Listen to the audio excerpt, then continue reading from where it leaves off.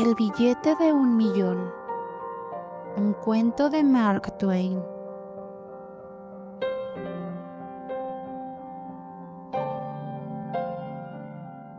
Cuando tenía 27 años, era empleado de un corredor de minas en San Francisco y un experto en todos los detalles del tráfico de acciones. Estaba solo en el mundo y no tenía más recursos que mi ingenio y una reputación intachable. Pero estos me estaban encaminando hacia la fortuna y me conformaba con la perspectiva. Después de la junta vespertina, los sábados, mi tiempo era mío y solía pasarlo en un pequeño velero en la bahía. Un día me aventuré demasiado lejos y fui arrastrado mar adentro. Justo al anochecer, cuando casi había perdido la esperanza, fui rescatado por un pequeño bergantín que se dirigía a Londres. Fue un viaje largo y tormentoso, y me hicieron trabajar en la travesía sin paga como a un marinero común. Cuando pisé tierra en Londres, mi ropa estaba andrajosa y desgastada, y solo tenía $1 en el bolsillo. Ese dinero me dio de comer y un refugio por 24 horas. Durante las siguientes 24 la pasé sin alimento ni techo. Alrededor de las 10 de la mañana del día siguiente, hambriento y desaliñado, avanzaba penosamente por Portland Place cuando un niño que pasaba, llevado de la mano por su niñera, lanzó a la cuneta una jugosa y grande pera, menos un mordisco. Me detuve, por supuesto, y fijé mi mirada ansiosa en aquel tesoro embarrado. Se me hacía agua la boca, mi estómago la deseaba, todo mi ser la imploraba. Pero cada vez que intentaba acercarme para tomarla, alguna mirada pasajera descubría mi intención. Y por supuesto, me enderezaba de inmediato. Fingía indiferencia y simulaba que no pensaba en la pera en absoluto. Esto se repitió una y otra vez, y no lograba conseguir la pera.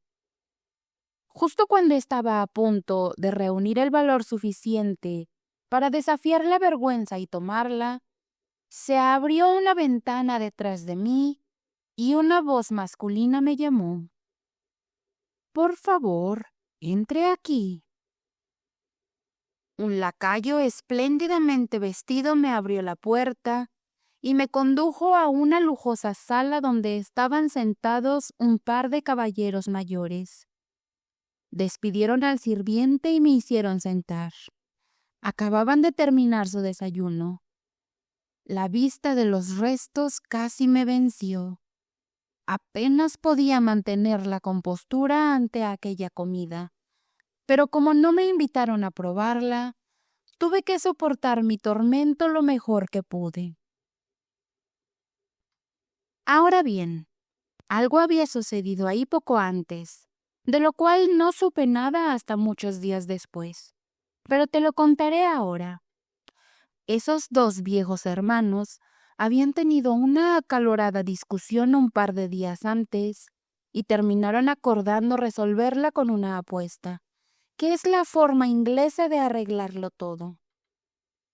Recordarás que el Banco de Inglaterra emitió en una ocasión 2 billetes de $1.000.000 cada uno, destinados a un propósito especial relacionado con la transacción pública en un país extranjero. Por alguna razón, solo se utilizó y canceló uno de ellos. El otro aún permanecía en las bóvedas del banco.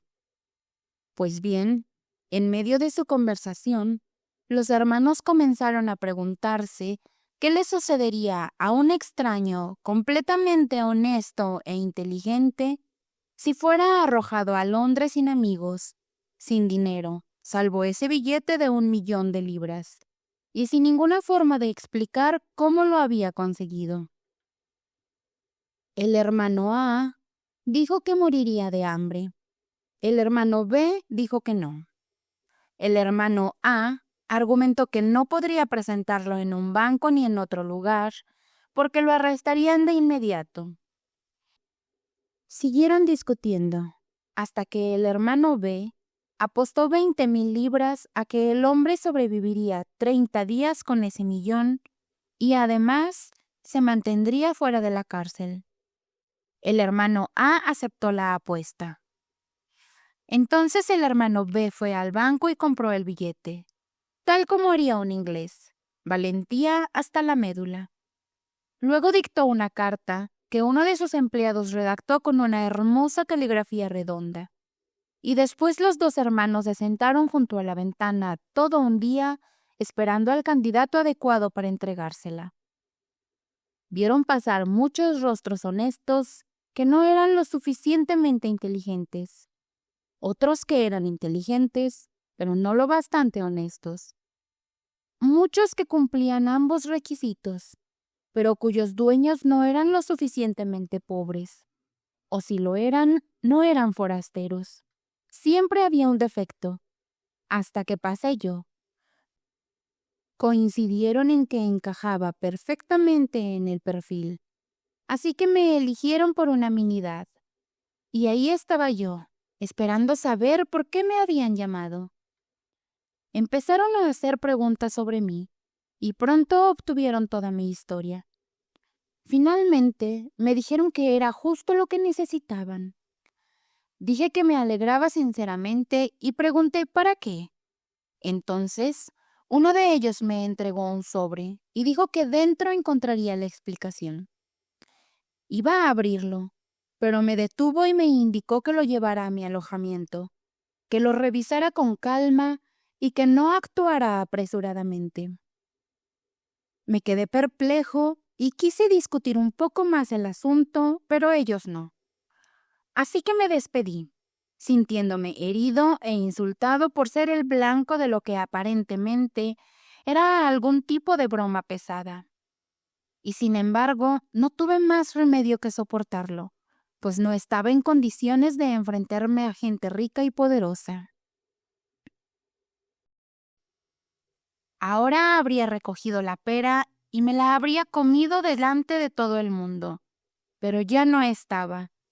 Así que por culpa de este desafortunado asunto, la había perdido, y el pensamiento de ello no suavizó mis sentimientos hacia aquellos hombres. Tan pronto como estuve fuera de la vista de la casa, abrí el sobre y vi que contenía dinero. Puedo decirte que mi opinión sobre esas personas cambió en un instante. No perdí tiempo. Metí el billete y el dinero en el bolsillo del chaleco y corrí hacia el restaurante barato más cercano. ¿Y cómo comí? Cuando finalmente no pude ingerir ni un bocado más, saqué mi dinero, lo desplegué, eché un vistazo y casi me desmayé.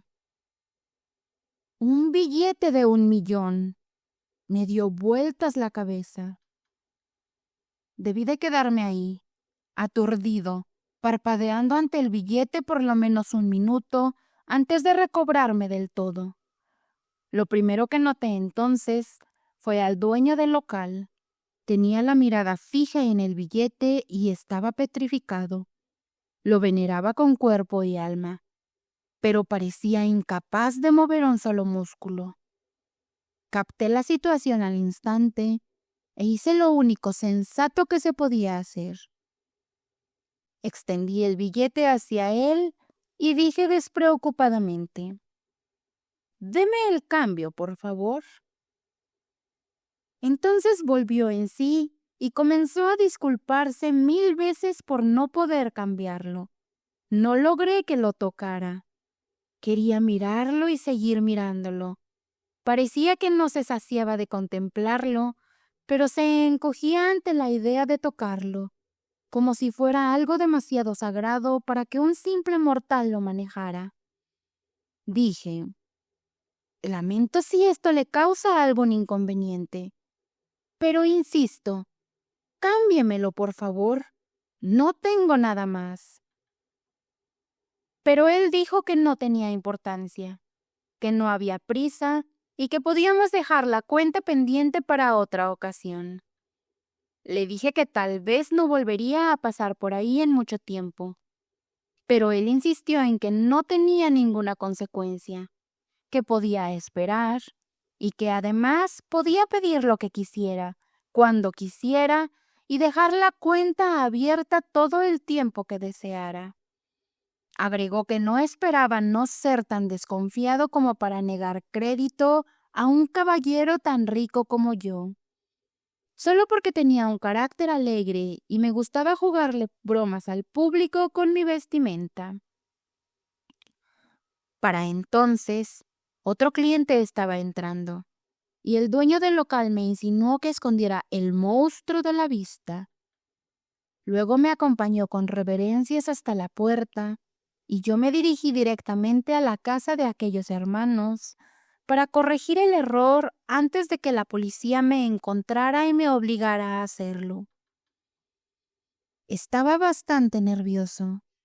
De hecho, francamente asustado, aunque por supuesto yo no tenía ninguna culpa, pero conocían lo suficiente a los hombres como para saber que cuando descubren que han entregado a un vagabundo un billete de 1 millón de libras, pensando que era uno de 1 libra, se enfurecen con él en lugar de culpar a su propia miopía, como deberían. A medida que me acercaba a la casa, mi ansiedad comenzó a disminuir, pues todo estaba en calma, lo que me hizo sentir bastante seguro de que aún no habían descubierto el error. Toqué el timbre. Apareció el mismo sirviente. Pedí ver a los caballeros. Se han ido. Lo dijo con ese tono altivo y frío de su propia clase. ¿Se han ido? ¿A dónde? De viaje. Pero, ¿a dónde exactamente? Al continente, creo. ¿Al continente? Sí, señor. Pero, ¿por qué ruta? ¿Cómo han viajado? No sabría decirle, señor. ¿Y cuándo regresarán? Dijeron que en un mes regresaban. ¿Un mes? Esto es terrible. Por favor, deme alguna forma de comunicarme con ellos. Es de máxima importancia. No puedo, señor. No tengo idea de dónde están. Entonces, debo ver a algún miembro de la familia. La familia también está afuera. Han estado en el extranjero durante meses. En Egipto, creo. Hombre, se ha cometido un enorme error.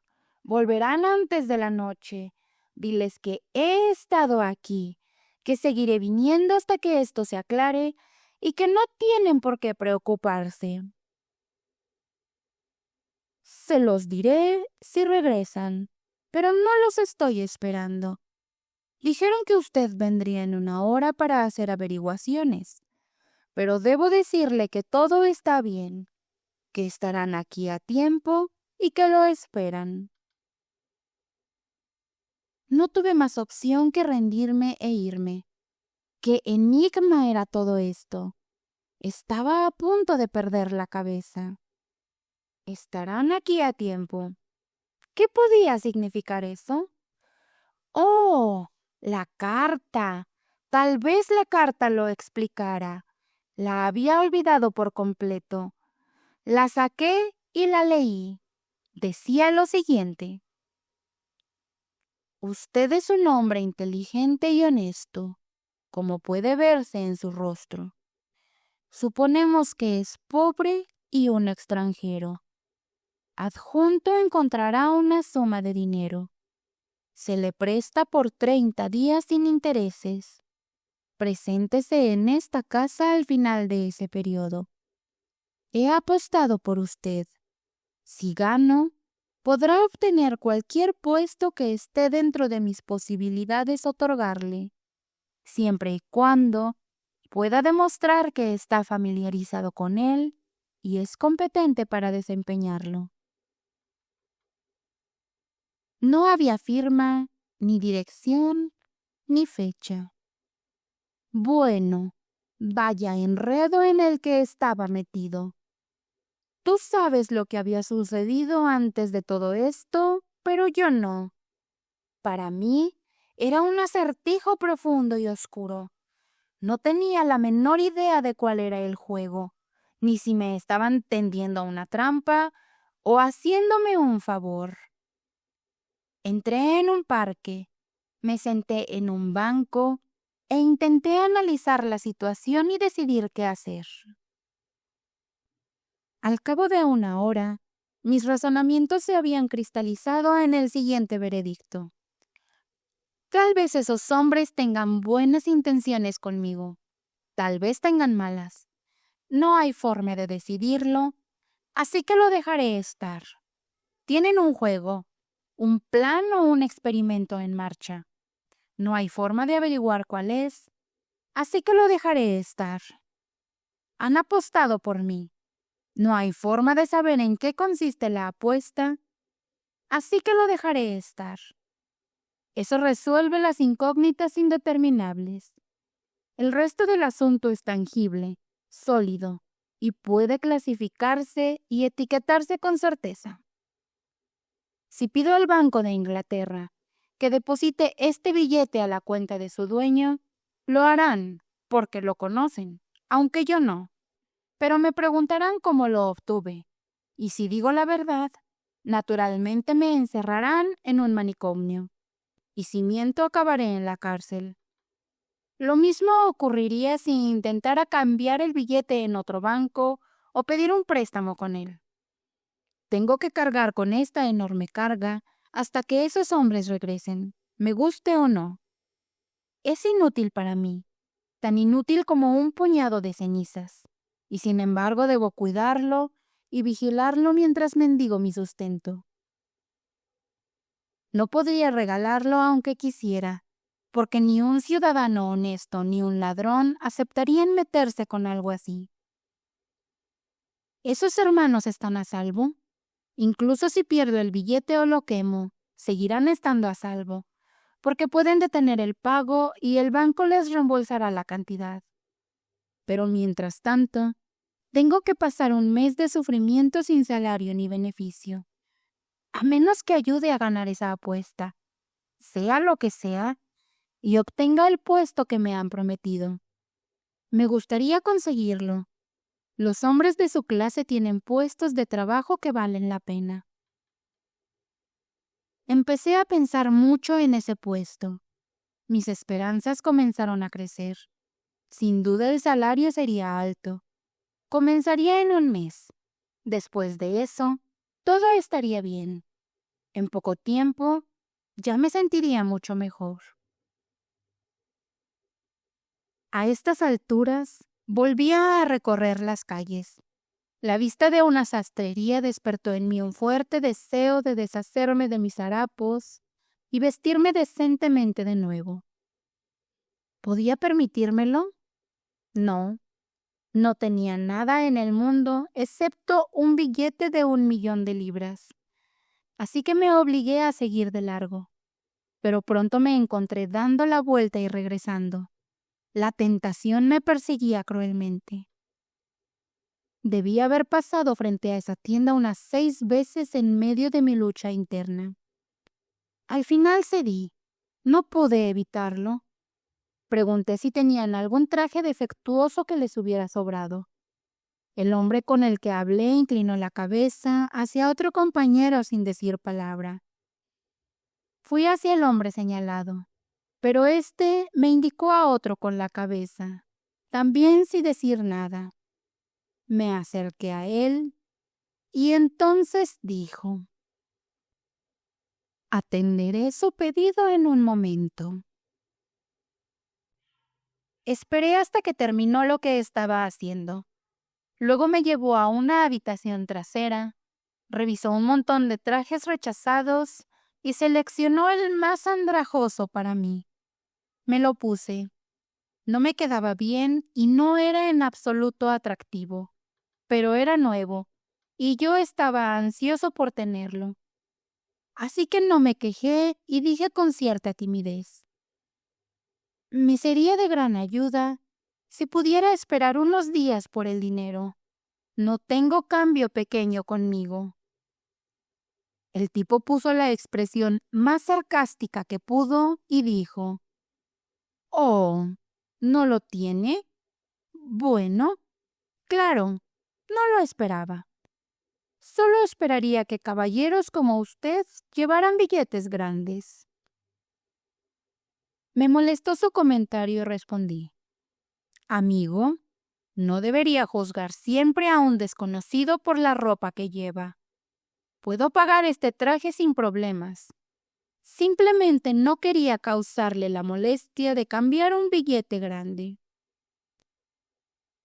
Su actitud cambió un poco con eso, aunque todavía con cierto aire altanero, me dijo: no quise ofender en particular, pero ya que estamos dando lecciones, yo podría decir que tampoco es asunto suyo asumir que no podemos cambiar cualquier billete que usted ande trayendo. Al contrario, podemos hacerlo. Le entregué el billete y dije: oh, muy bien. Le ofrezco disculpas entonces. Lo recibió con una sonrisa. Una de esas grandes sonrisas que se extienden por toda la cara, con pliegues, arrugas y espirales, como el punto donde se lanza un ladrillo a un estanque. Pero en el momento en que echó un vistazo al billete, su sonrisa se congeló en seco, se puso amarilla y adquirió el aspecto de esas ondulaciones irregulares de lava endurecida que se encuentran en las laderas del Vesubio. Nunca había visto antes una sonrisa atrapada de esa manera y perpetuada en el tiempo. El hombre se quedó ahí, sosteniendo el billete con esa misma expresión, cuando el dueño de la tienda se apresuró a ver qué pasaba y dijo con energía: bueno, ¿qué sucede? ¿Cuál es el problema aquí? ¿Qué necesitas? Yo le respondí: no hay ningún problema. Solo estoy esperando mi cambio. Vamos, dale su cambio, Todd. Apresúrate. Todd replicó: ¿darle su cambio? Es fácil decirlo, señor, pero mire el billete usted mismo. El propietario echó un vistazo. Lanzó un silbido bajo y elocuente. Luego se lanzó hacia la pila de ropa rechazada y comenzó a revolverla con prisa, murmurando para sí mismo con agitación: ¿venderle un traje tan inenarrable a un excéntrico millonario? Todd es un tonto de nacimiento. Siempre hace cosas como esta. Espanta a todos los millonarios de este lugar porque no puede distinguir a un millonario de un vagabundo, y nunca ha podido. Ah, aquí está lo que buscaba. Por favor, quítese esas cosas y échelas al fuego. Hágame el honor de ponerse esta camisa y este traje. Es justo lo que necesita, lo ideal. Sencillo, elegante, discreto y con un aire ducal impecable. Hecho a medida para un príncipe extranjero. Quizá lo conozca, señor.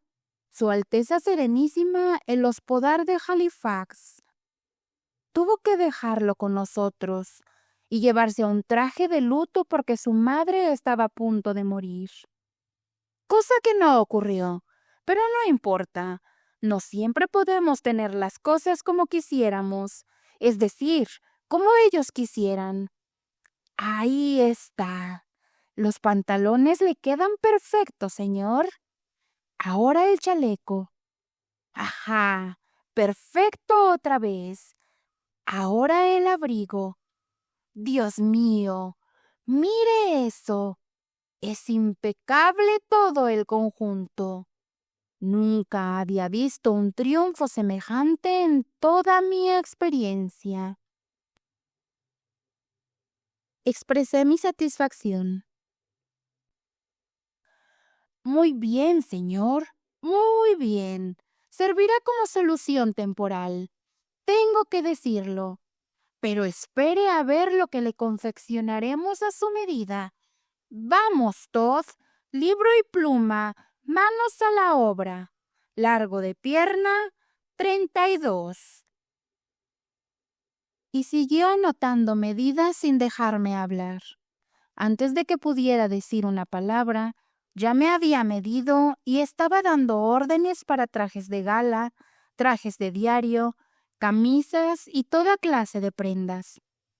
Cuando al fin encontré la oportunidad, dije: «Pero mi querido señor, no puedo hacer estos pedidos a menos que pueda esperar indefinidamente o cambiar el billete». «Indefinidamente. Esa es una palabra débil, señor, muy débil. Eternamente. Esa es la palabra correcta, señor. Todd, apura estos encargos y envíalos a la dirección del caballero sin pérdida de tiempo. Que esperen los clientes menores. Anote la dirección del caballero y...». «Estoy cambiando de alojamiento. Pasaré a dejar la nueva dirección».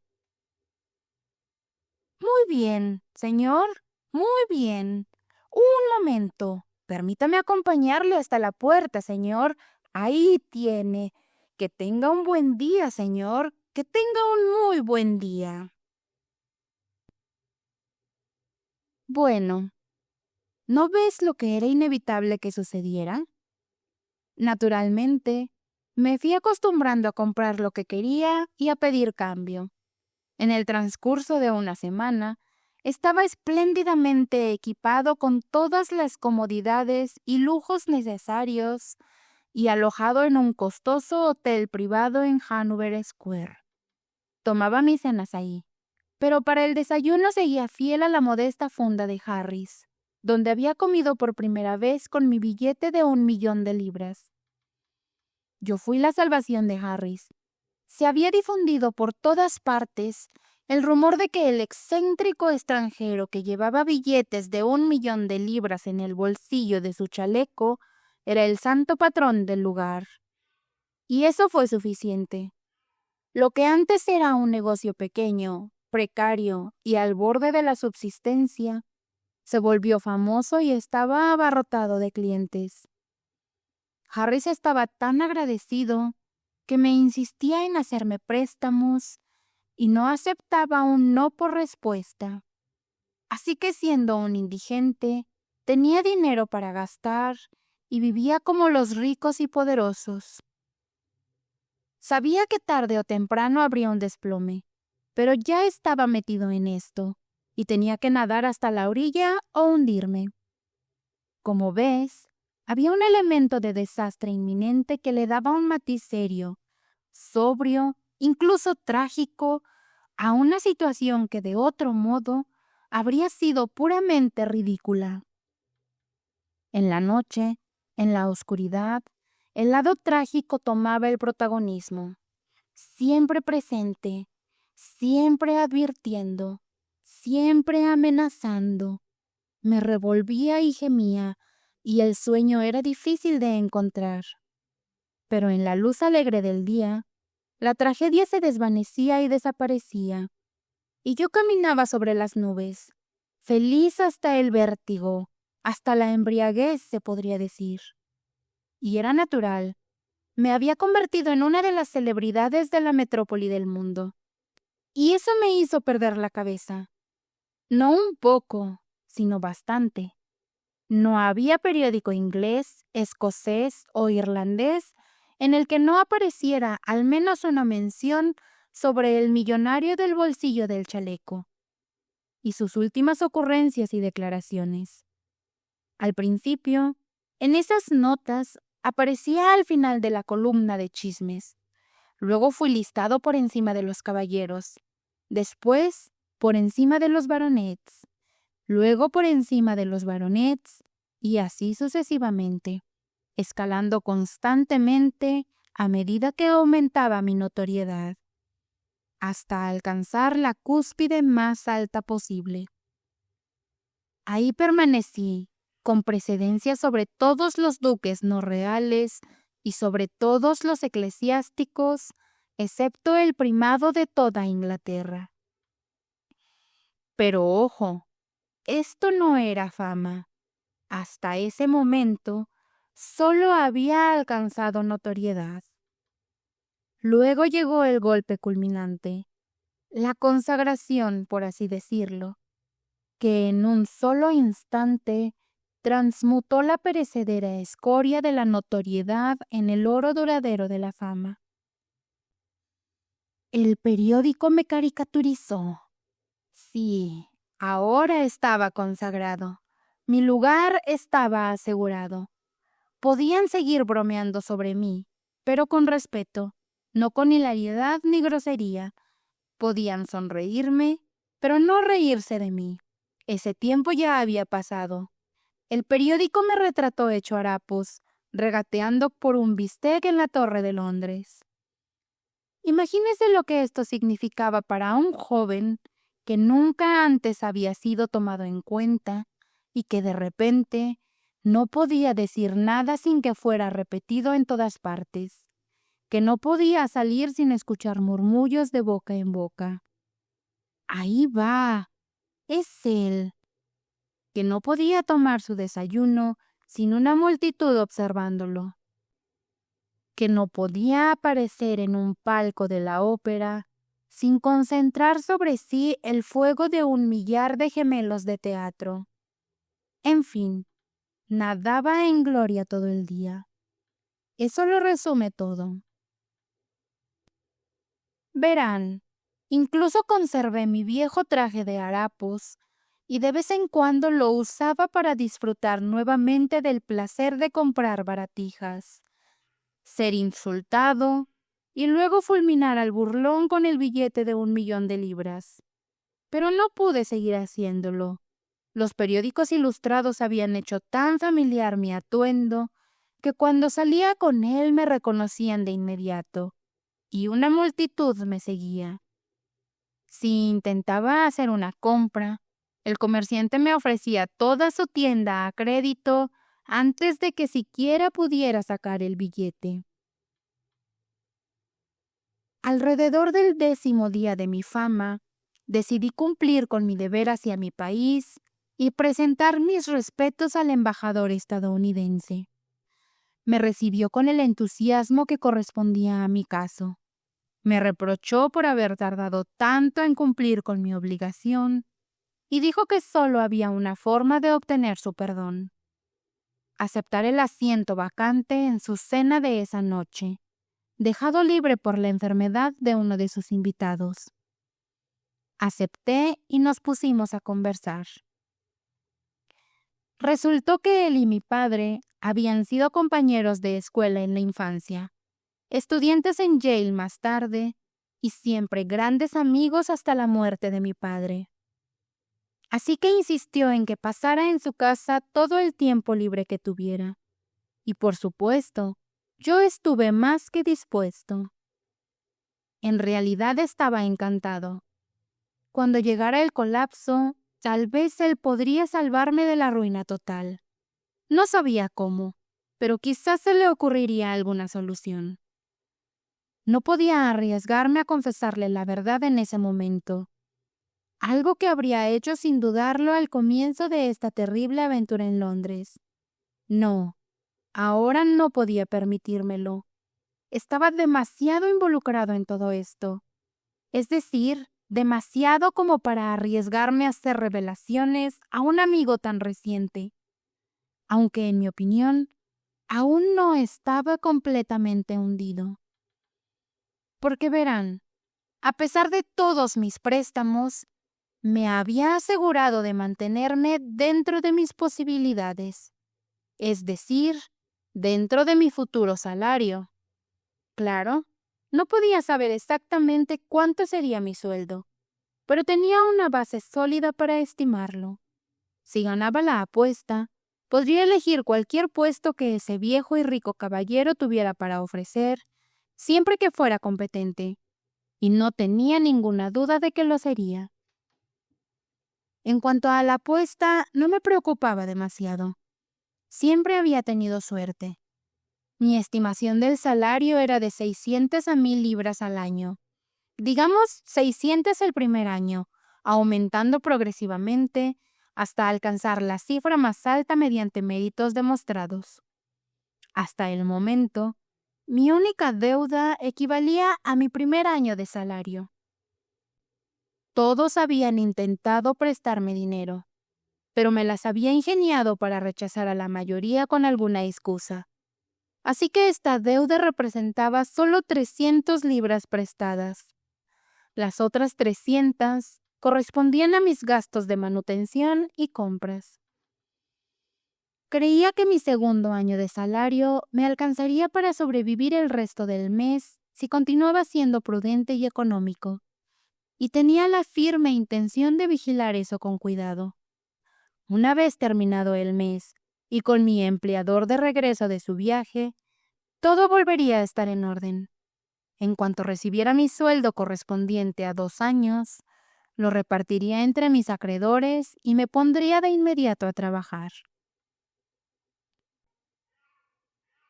Fue una encantadora cena de 14 invitados. El duque y la duquesa de Shoreditch, junto con su hija, Lady Anne Grace Eleanor Celeste y un largo etcétera de Bohun, el conde y la condesa de Newgate, el vizconde de Cheapside, Lord y Lady Blatherskite, algunas personas sin título de ambos sexos, el embajador, su esposa y su hija, y la amiga visitante de su hija, una joven inglesa de 22 años llamada Portia Langham, de quien me enamoré en 2 minutos y ella de mí. Lo pude ver sin necesidad de lentes. Había otro invitado más, un estadounidense, pero me estoy adelantando un poco en la historia. Mientras los asistentes aún estaban en el salón, preparándose para la cena y observando con frialdad a los recién llegados, el sirviente anunció: el señor Lloyd Hastings. En cuanto terminaron las habituales cortesías, Hastings me vio y vino directo hacia mí con la mano cordialmente extendida, pero se detuvo en seco justo antes de estrechármela y dijo con expresión incómoda: le ruego me disculpe, señor. Creí que lo conocía. Pero si sí me conoces, viejo amigo. No. ¿Eres tú el el monstruo del billete en el bolsillo? Sí, en efecto. No tengas miedo de llamarme por mi apodo. Ya estoy acostumbrado. Vaya, vaya. ¡Qué sorpresa! Un par de veces he visto tu nombre real asociado con ese apodo, pero nunca se me ocurrió que pudiera ser el Henry Adams al que se referían. Pero si hace menos de 6 meses estabas trabajando como oficinista para Blake Hopkins, con un salario y pasándote las noches en vela con un pago extra, ayudándome a organizar y verificar los documentos y estadísticas de la extensión Golden Curry.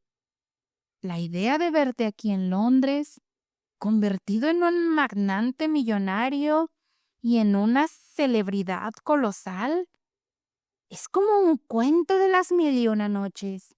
No puedo asimilarlo. No me lo creo. Dame un momento para procesarlo. La verdad, Lloyd, no estás peor que yo. Yo tampoco lo he asimilado del todo. Dios mío, es impactante, ¿no? Pero si hace apenas 3 meses que fuimos al restaurante de los mineros. No, al Watchir. Tienes razón. Fue el Watchir. Fuimos ahí a las 2 de la madrugada, Nos comimos un filete con café después de un agotador trabajo de 6 horas sobre esos documentos de extensión. Y yo intenté convencerte de que vinieras a Londres conmigo.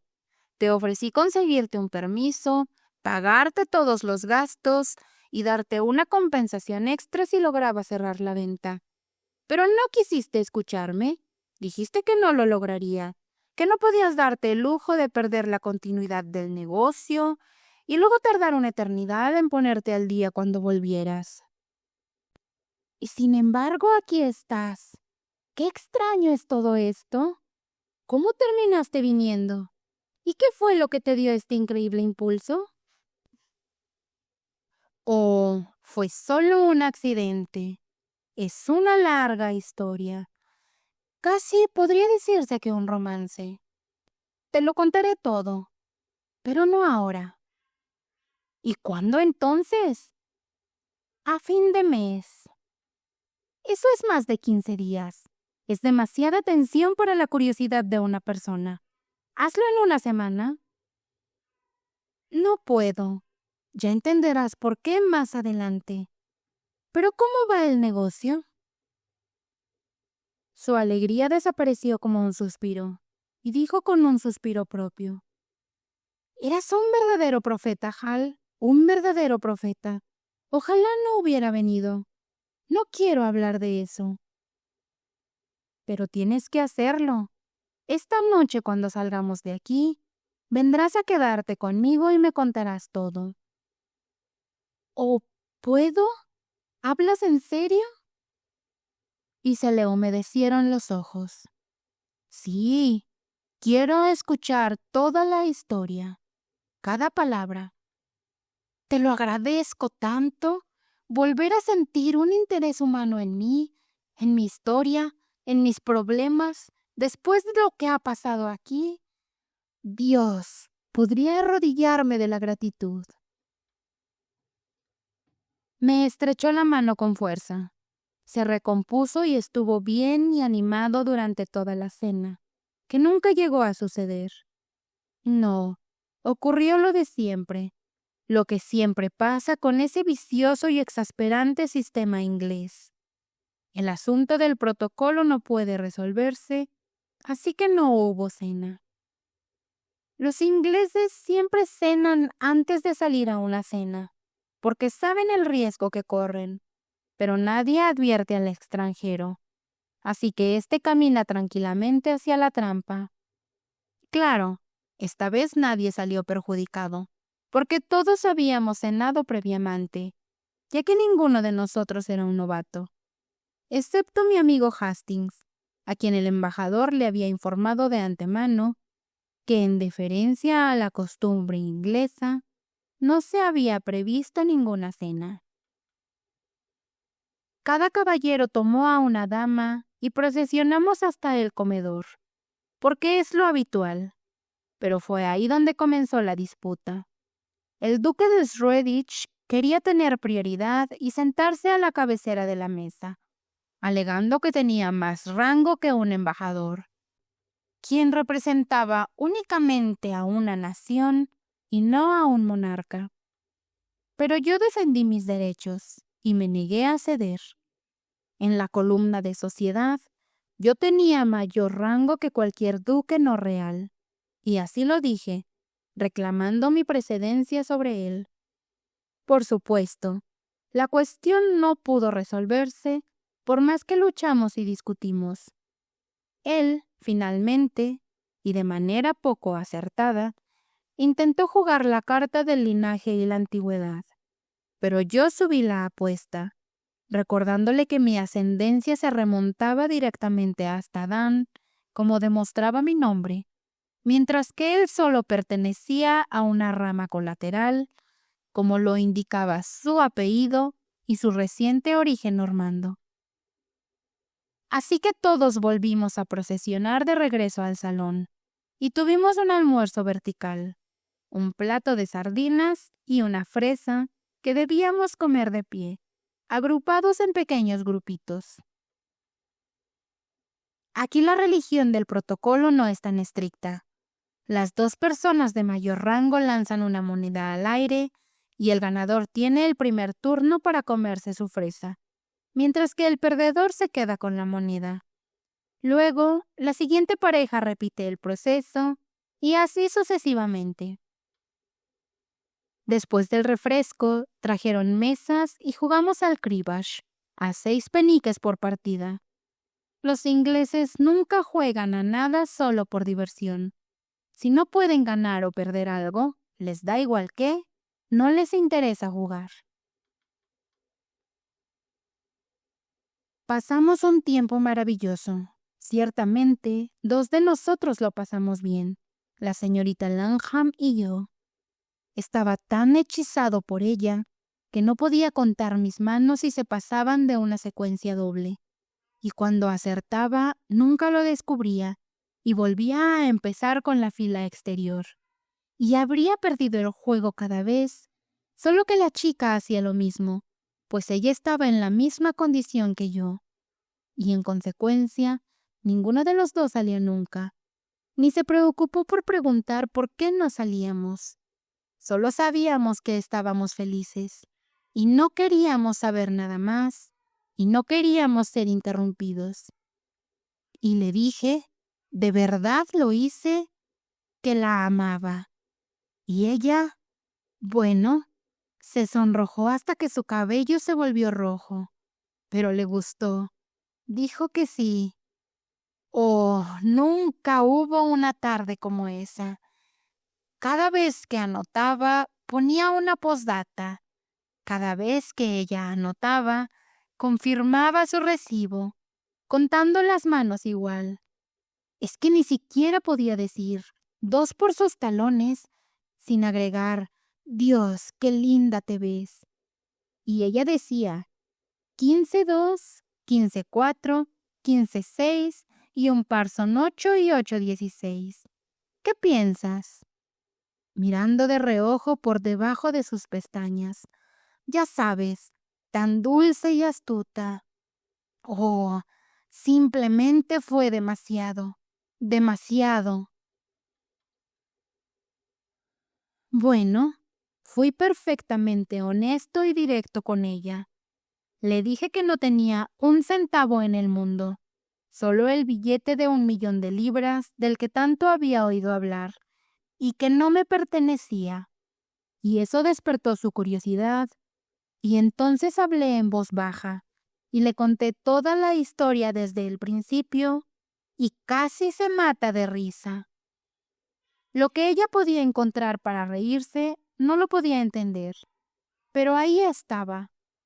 Cada medio minuto algún nuevo detalle la hacía reír y yo tenía que detenerme hasta 1 minuto y medio para darle tiempo a calmarse. Es que se reía hasta quedarse coja. De verdad, nunca vi nada igual. Quiero decir, nunca vi una historia dolorosa, una historia de problemas, preocupaciones y temores de una persona producir ese tipo de efecto antes. Así que la amaba aún más al ver que podía estar tan alegre cuando no había nada por lo que estarlo, porque pronto podría necesitar una esposa así. Ya sabes, con cómo se estaban poniendo las cosas. Claro, le dije que tendríamos que esperar un par de años hasta que pudiera ponerme al día con mi salario. Pero eso no le importaba. Solo esperaba que fuera lo más cuidadoso posible con los gastos y que no dejara que corrieran el más mínimo riesgo de afectar nuestro salario del tercer año. Luego empezó a ponerse un poco preocupada y se preguntó si estábamos cometiendo algún error al empezar el salario en una cifra más alta de lo que yo recibiría. Esto era sentido común, y me hizo sentir un poco menos seguro de lo que había estado sintiendo antes. Pero me dio una buena idea de negocios y la expuse sin rodeos.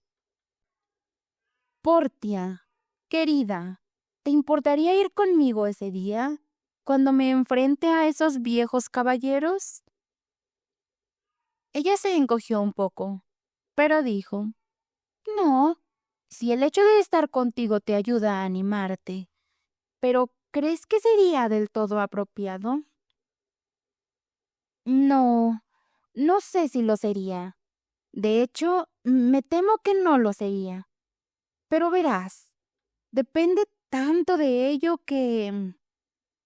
Bueno, entonces iré de todos modos, sea apropiado o no, dijo con un entusiasmo bello y generoso. Oh, seré tan feliz de pensar que te estoy ayudando. ¿Ayudando, querida? ¿Por qué? Lo harás todo tú. Eres tan hermosa, tan encantadora y tan cautivadora que contigo ahí podré acumular nuestro salario hasta que derribe a esos buenos caballeros, y ellos nunca tendrán el corazón para luchar. Vaya, debiste ver cómo subía la sangre rica a su rostro y cómo brillaban sus ojos felices. ¡Qué malvada aduladora eres! No hay ni una palabra de verdad en lo que dices, pero aún así iré contigo. Tal vez te enseñe a no esperar que los demás vean las cosas con tus ojos. ¿Se disiparon mis dudas? ¿Se restauró mi confianza? Puedes juzgarlo por este hecho. En privado, subí mi salario a 1,200 en el primer año en el acto, pero no se lo dije. Lo guardé para sorprenderla. Todo el camino a casa estaba en las nubes, con mi amigo Hastings hablando, yo sin escuchar una palabra. Cuando él y yo entramos en mi salón, me devolvió a la realidad con sus fervorosos elogios a mis múltiples comodidades y lujos. Ay, déjame quedarme aquí un poco y mirarlo hasta hartarme. Dios mío, es un palacio, es simplemente un palacio. Y en él todo lo que podría desear una persona, incluyendo un acogedor fuego de carbón y la cena lista.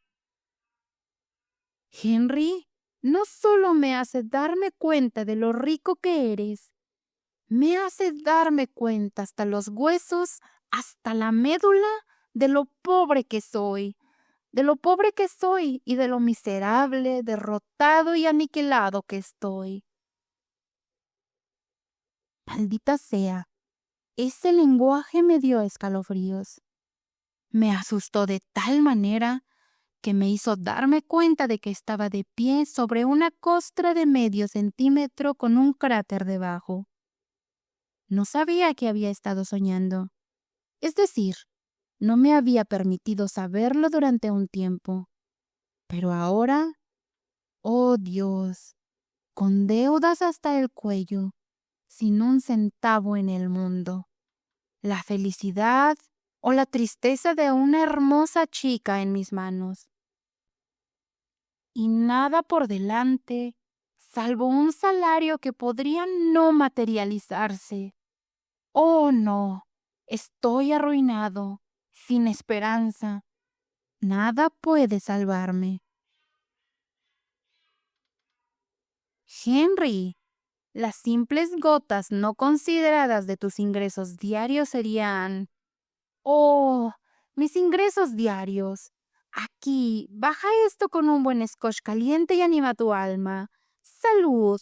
¿O no tienes hambre? Siéntate y... No me llega ni un bocado. Ya no puedo comer estos días, pero beberé contigo hasta caer. Vamos.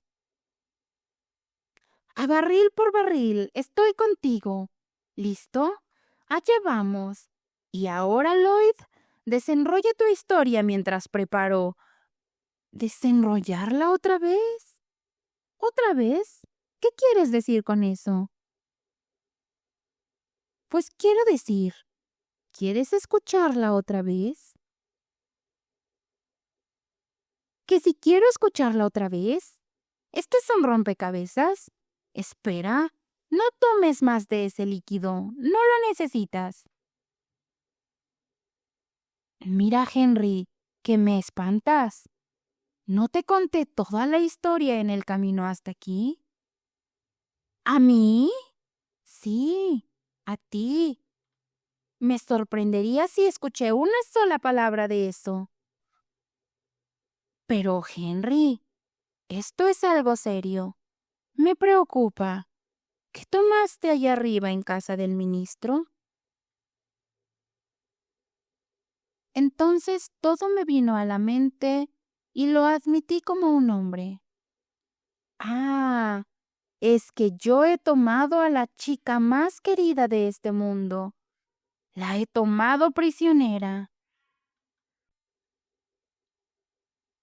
Entonces él vino con fuerza y nos estrechamos las manos. Nos estrechamos y nos estrechamos hasta que nos dolieron las manos. Y no me culpó por no haber escuchado ni una palabra de una historia que duró mientras caminábamos 3 millas. Entonces se sentó, como el buen y paciente amigo que era, y lo contó todo de nuevo. Resumido, esto fue lo que me había dicho. Había llegado a Inglaterra con lo que pensaba que era una gran oportunidad. Tenía una opción para vender la extensión Gold and Curry para los localizadores de la misma y quedarse con todo lo que pudiera conseguir por encima de $1,000,000. Había trabajado mucho. Había tirado de todos los hilos que conocía. No había dejado de probar ningún expediente honesto. Había gastado casi todo el dinero que tenía en el mundo. No había conseguido que un solo capitalista lo escuchara, y su opción caducaría a fin de mes. En una palabra, estaba arruinado. Entonces saltó de su asiento y exclamó: Amigo, tú puedes salvarme. Tú puedes salvarme. Y eres el único hombre en el universo que puede. ¿Lo harás? Lo harás, ¿verdad? Pero dime cómo. Háblame. ¿Cómo puedo salvarte? Dame 1,000,000 y mi pasaje de vuelta a casa por mi opción. No, no lo rechaces. Estaba en una especie de agonía. Estaba a punto de decir las palabras: Lloyd, yo soy un pobre, completamente sin un centavo y endeudado. Pero una idea ardiente atravesó mi mente y apreté los dientes. Me tranquilicé hasta estar tan frío como un capitalista. Luego dije de una manera comercial y serena: Amigo, te salvaré. Te salvaré, Lloyd. Ah, entonces ya estoy salvado. Que Dios te tenga misericordia por siempre. Si alguna vez yo... Déjame terminar, Lloyd. Te salvaré, pero no de esa manera, porque eso no sería justo para ti. Después de todo tu trabajo y los riesgos que has corrido, no necesito comprar minas. Puedo mantener mi capital en movimiento en un centro comercial como Londres. Pero esto es lo que voy a hacer. Yo sé todo sobre esa mina, por supuesto. Conozco su enorme valor y puedo jurarlo si alguien lo desea. Tú la venderás dentro de 2 semanas por 3,000,000 en efectivo, usando mi nombre libremente, y lo dividiremos, mitad y mitad. ¿Sabes? Él habría hecho bailar los muebles hasta convertirlos en leña de tanto júbilo, y habría roto todo en el lugar si no lo hubiera hecho tropezar y atarlo. Luego se quedó ahí, perfectamente feliz, diciendo: Puedo usar tu nombre, tu nombre. Piénselo. Hombre, se aglomerarán en multitudes. Estos ricos londinenses pelearán por esas acciones. Soy un hombre hecho para siempre y nunca te olvidaré mientras viva. En menos de 24 horas, Londres estaba alborotado.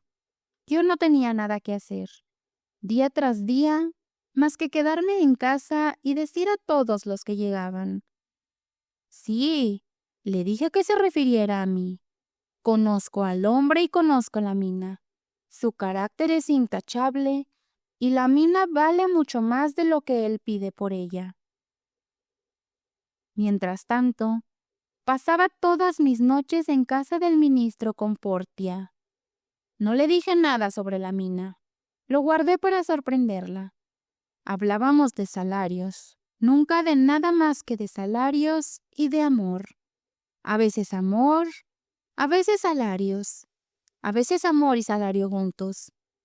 Y vaya, el interés que la esposa y la hija del ministro tomaron en nuestro pequeño asunto y las interminables ingeniosidades que inventaron para evitar que nos interrumpieran y para mantener al ministro en la oscuridad y sin sospechas, bueno, fue simplemente encantador de su parte. Cuando al fin terminó el mes, tenía $1,000,000 en mi cuenta del Banco de Londres y del condado, y Hastings estaba en la misma situación. Vestido lo mejor que pude, pasé por la casa en Portland Place, y al ver cómo estaban las cosas, supe que mis pájaros ya habían regresado. Continué hacia la casa del ministro, tomé a mi preciosa y comenzamos a regresar, hablando de salarios con todas nuestras fuerzas. Ella estaba tan emocionada y ansiosa que la hacía aún más insoportablemente hermosa. Le dije, querida, con lo que estás luciendo, es un crimen pedir un salario de menos de 3,000 al año. Henry, que nos arruinarás. No te preocupes, mantén esa apariencia y confía en mí. Todo saldrá bien. Así que como resultó, tuve que seguir animándola durante todo el camino. Ella seguía suplicándome y diciendo, por favor, recuerda que si pedimos demasiado, puede que no nos den nada de salario. ¿Y qué será de nosotros sin ninguna forma de ganarnos la vida? Nos recibieron con el mismo sirviente de siempre, y ahí estaban, los 2 caballeros mayores.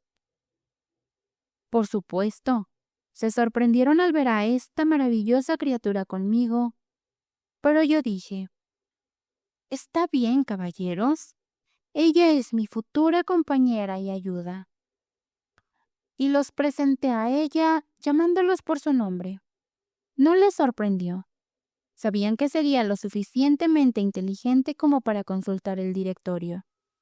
Nos sentaron, fueron muy educados conmigo y muy atentos para aliviar su vergüenza y ponerla lo más cómoda posible. Luego les dije, caballeros, estoy listo para informar. Nos alegra oírlo, dijo mi hombre, porque ahora podemos decidir la apuesta que mi hermano Abel y yo hicimos. Si me has ganado, tendrás cualquier puesto que esté a mi disposición. ¿Tienes el billete de 1,000,000? Aquí está, señor. Y se lo entregué. ¡He ganado!, gritó, dándole una palmada en la espalda a Abel. ¿Ahora qué dices, hermano? Digo que sí sobrevivió, y he perdido 20,000 libras. Nunca lo había creído. Tengo un informe más que hacer, dije, y es bastante largo. Quiero que me permitan regresar pronto y detallar toda mi historia del mes. Y les prometo que vale la pena escucharla. Mientras tanto, echen un vistazo a esto. ¿Qué? ¿Qué hombre? Certificado de depósito por 200,000 libras. ¿Es tuyo? Mío. Lo gané con 30 días de uso juicioso de ese pequeño préstamo que me diste. Y lo único que hice con él fue comprar baratijas y ofrecer el billete como cambio.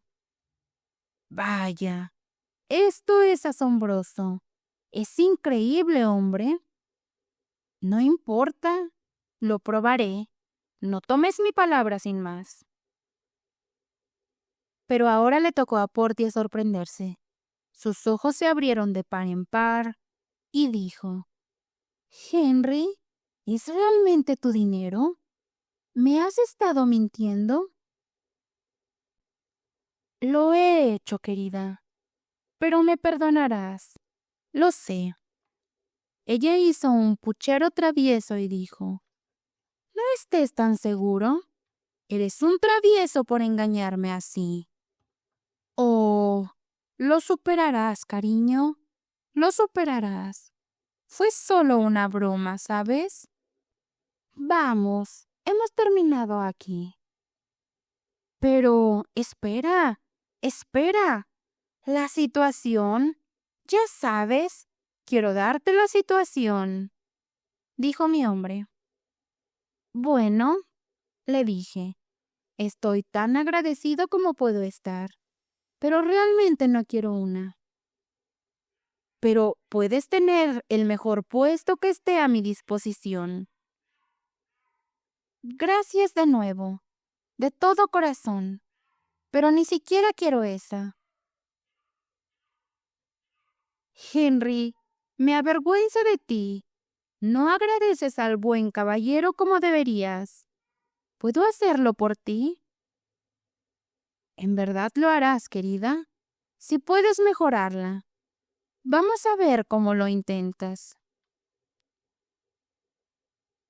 Ella caminó hacia mi hombre, se subió a su regazo, le rodeó el cuello con su brazo y lo besó directamente en la boca. Entonces, los dos caballeros mayores estallaron en carcajadas, pero yo estaba atónito, completamente petrificado, por así decirlo.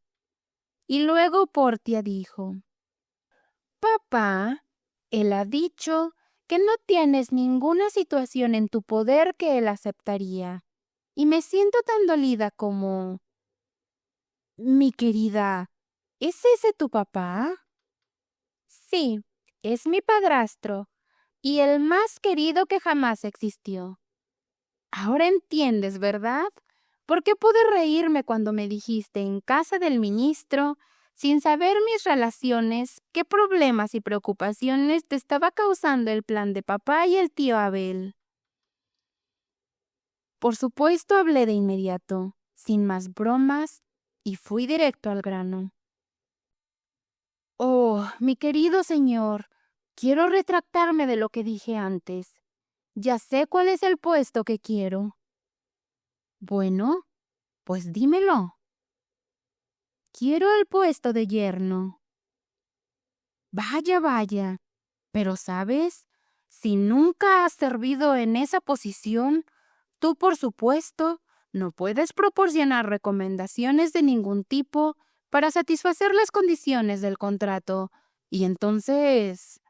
Pruébame. Oh, por favor, te lo ruego. Solo pruébame durante 30 o 40 años. Y si... Oh, bueno, está bien. No es gran cosa lo que pides. Llévatela. ¿Felices los dos? No hay palabras suficientes en el diccionario completo para describirlo. Y cuando Londres conoció toda la historia, un día o dos después de mis aventuras de un mes con ese billete y cómo terminaron, ¿habló Londres y se divirtió? Sí. El papá de mi Portia llevó ese amistoso y hospitalario billete de vuelta al Banco de Inglaterra y lo cambió. Luego el banco lo canceló y se lo regaló, y él nos lo dio en nuestra boda, y siempre ha estado colgado en su marco, en el lugar más sagrado de nuestra casa desde entonces, porque me dio a mi Portia.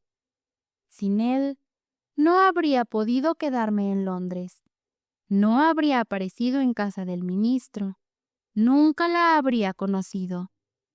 Y por eso siempre digo, sí, es un billete de 1.000.000 de libras, como ves, pero solo hizo una compra en toda su vida y luego consiguió el artículo por solo una décima parte de su valor.